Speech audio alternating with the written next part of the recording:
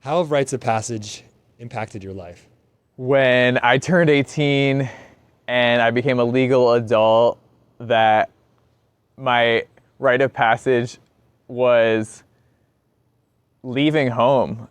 And it was somewhat by choice, but also just by the circumstances in my life at the time. I just dropped out of high school recently, and I ended up going to a wilderness therapy immersion program in the desert of Utah for 11 weeks. And that I would define as a unintentional rite of passage. Traditionally, cultures around the world that are connected to the land, they would have certain ceremonies specifically for the men, as in my understanding is a lot of these cultures, they view women's menstrual cycle as a natural rite of passage, shifting from being a maiden to a mother to a crone, and just the whole cycle that naturally shifts in the woman's life. But a man in a lot of these cultures, they say they need to be initiated, they need to feel the fire and wrestle with that balance of life and death and show up and learn skills to be able to provide for the community.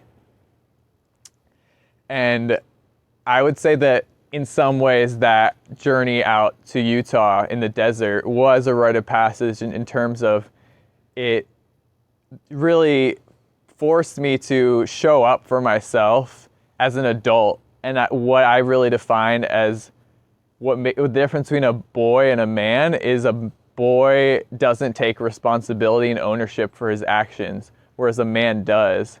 A man, even if it's something that he is remorseful or regretful and wish he didn't do, he owns that. He did those actions and he takes accountability and he shows up and he moves forward, and he isn't stuck in this victim role or this defensive role either.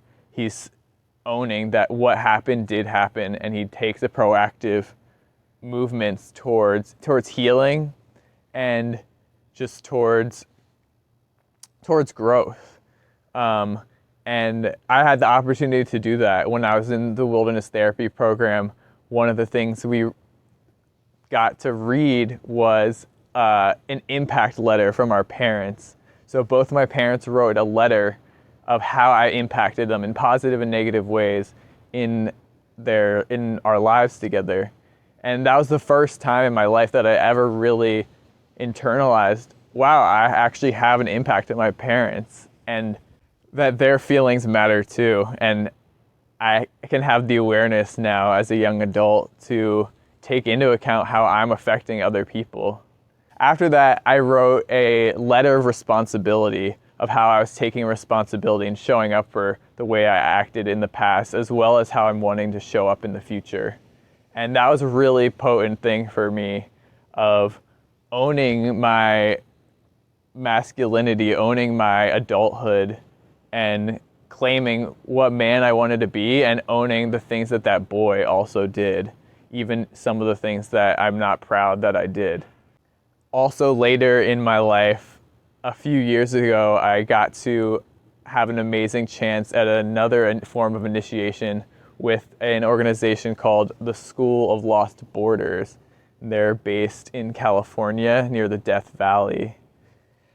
And I spent 3 days and 3 nights by myself in the wilderness with no food, just water and my own thoughts. And that was really a good marking for me of just mental, I don't know if toughness is the right word, but just integrity with what I'm wanting to call into my life. And the reason why I went out and sought out that experience was to mark a transition also definitively between being a child and an adult, and also just stepping further into the next level of my adulthood. I was 25 at the time, and so I'd already had this 7-year cycle from being 18 to 25.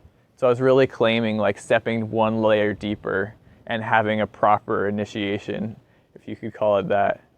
And I we planned for 3 days of just sharing our stories and connecting with the land and setting intentions of why we wanted to go out, what we were calling in. And a lot of the medicine of that experience was actually about self-love, which I feel like a lot of that 7-year period was about for me, of learning just how to love myself and show up for what I believe in, and and take that path less traveled, which has brought me so much amazing things.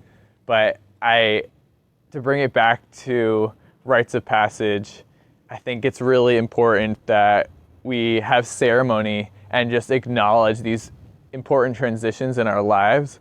And I think it's really important that we test ourselves and have our community witness us in those tests of seeing how capable we are, so we can be part of the community as well as just witness our gifts and find our role in community, in this life, in this world. And there's lots of great resources out there, and if you're curious, feel free to get in touch with me. I'd love to share them with you.